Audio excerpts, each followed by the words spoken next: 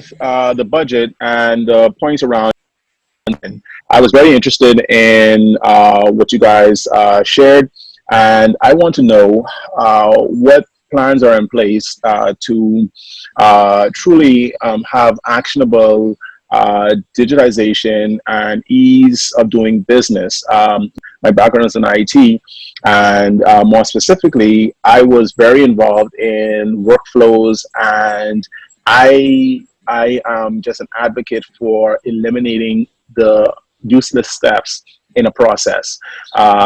It's a big part of, in fact, even long before COVID, I deployed technologies in my previous in my corporate roles to enable persons to work from home when they didn't need to come in the office, to deploy applications to that person. And this is about 10 years ago now. And so I'm happy to see that COVID is bringing that back to the forefront.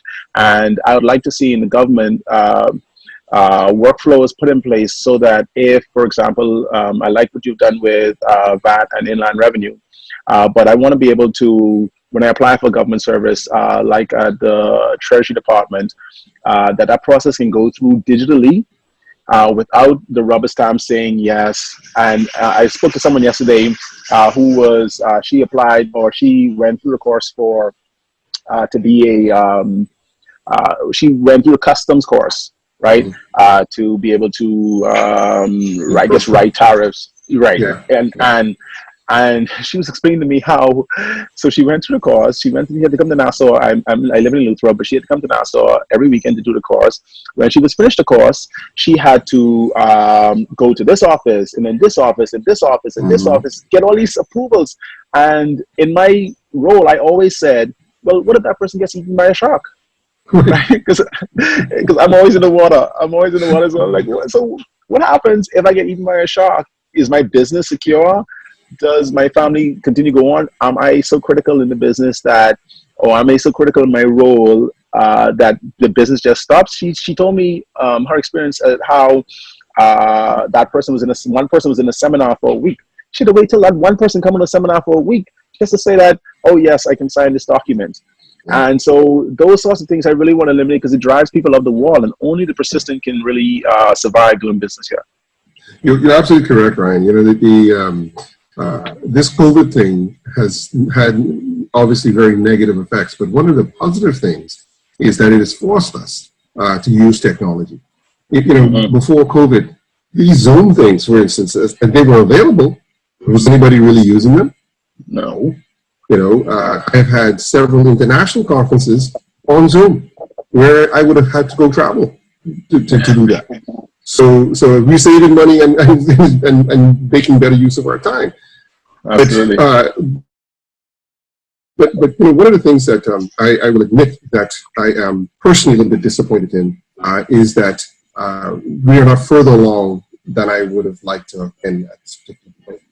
When I first started, one of the first things that hit me was how very bureaucratic and slow and antiquated this public service system is. It is ridiculous. You got people shuffling paper for the sake of shuffling paper. And I'm sure that it comes out of the age when we were using typewriters and they had 3 carbon copies with the carbon paper in between and all the rest of it. And we have not modernized our processes. Every day, somebody brings me something where I have to sign a document 9 times, 9 copies. And I'm like, why am I signing this thing 9 times? Why am I not signing this digitally, putting a authentication code on it or blockchain kind of code on it, and it goes wherever the hell it goes. It can easily verify, and we're out of here. You're wasting my time and paper, right? So you're absolutely right. One of the things that we're doing right now is we're investing heavily in digitization. We're following, in some instances, the Estonia model, where pretty much everything is digital. But not only are we taking, we're doing digitization, but we're also trying to make sure that we don't make a bad process an electronic bad process. So we are looking, as we try to modernize, we are looking at the process to ensure that the flow makes sense, that we are utilizing things like blockchain and all these other verification methods to ensure that we can take out some of the steps in between where paper is actually transferred around. Right. In Ministry of Finance, we've made a goal, and we have gotten the support, and we'll see how it works, from the other ministries to reduce our paper use by 50% this year. Wow. Right. And we believe we could do that, right? Right now, when I sign for treasury warrants and whatever else, I'm signing electronically now. I don't get those things paper anymore. That is just reduced already, a significant chunk of paper. But we're also looking at how we can eliminate some of the in-between processes, because again, a lot of it is just colonial thinking. Yeah.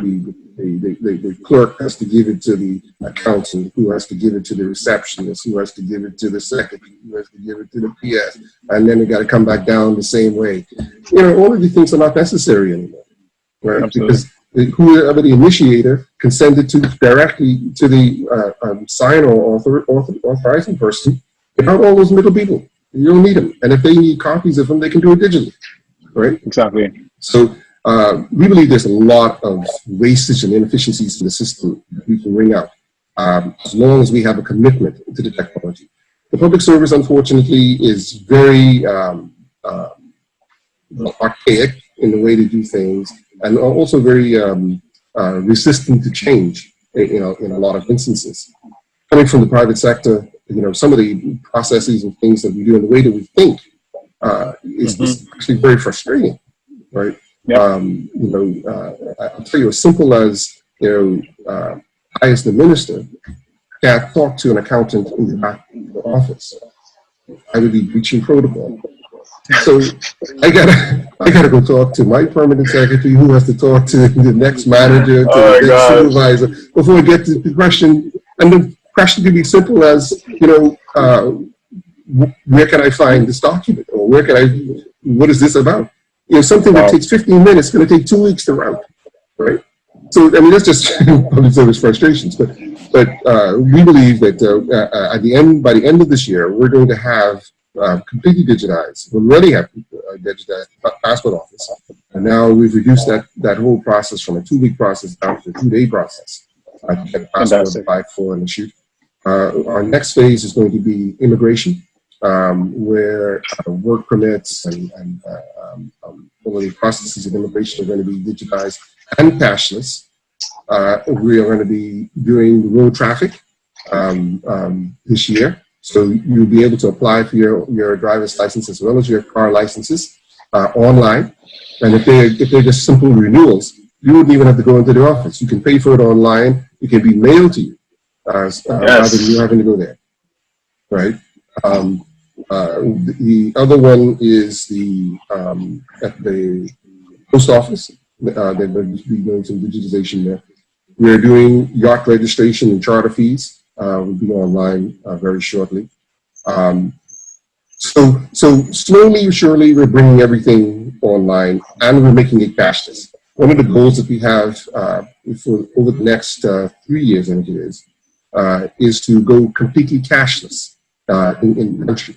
And we've gotten the clearing banks to work with us on this project, and because they've been resistant, because quite frankly, they like dealing with cash, because they make a lot of money from dealing with cash. Absolutely. So we're and on top of it, sorry to cut you off, but on top of it, it becomes one of these other ways of pushing paper. I'll tell you, even with the whole COVID thing, and even my background in IT, I couldn't get my commercial bank to talk to my POS platform.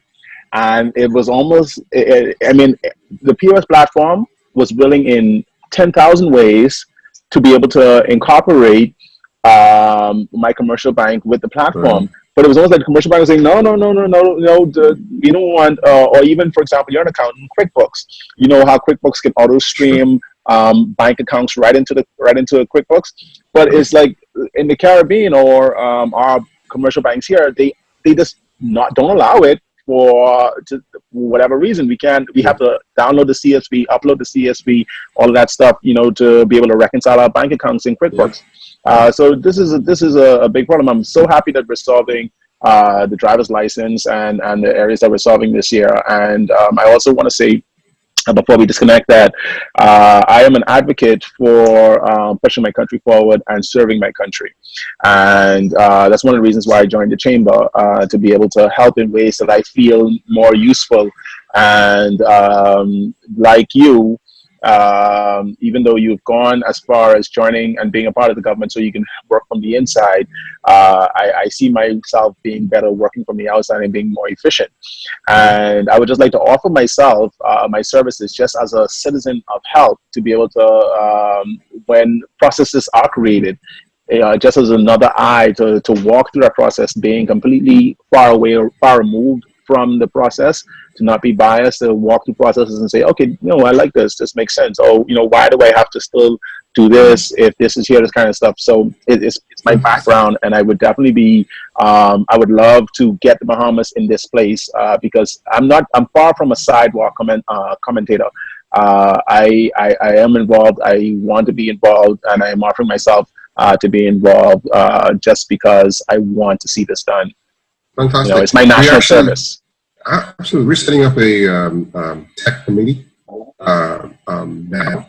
So I will see if I can't get you engaged in that. I think it would be fantastic. Thank you. Yeah, no, I would love. I know some of the people in your technical departments, and great, smart people, very good people. So, and we've worked well together in the past. So I'd love to be a part of that. Fantastic, fantastic. Well, listen, I want to thank you again for engaging. Thank you. It's a beautiful day over there in the land of freedom. It is. I'm in Harbor Island, and everything's open, and it's just an amazing place to be. Here, I always say to people, and you know what? And you're welcome. Of course, you're welcome to anywhere in Bahamas, but you're welcome to come down here and be our guest. Yeah, here I like to always say to people, my Bahamian people, that here you're a name. For the most part in Nassau, you can be a number. Or for Bahamians that like to live in the States, you're a number. But here, you're a name. And I go to any store and I don't have to pay. And I just charge it and pay later and that kind of thing. So I just love the fact that, I love small island living. I'm a city boy, but I love small island living. Fantastic. It's a beautiful spot. And we have a beautiful country. So, yeah, thank you. Good, man. Yes. Listen, again, thank you. And we'll see you soon. Trust me, and I come in for that coffee. Good. Okay, please do. Ciao. Right, take care.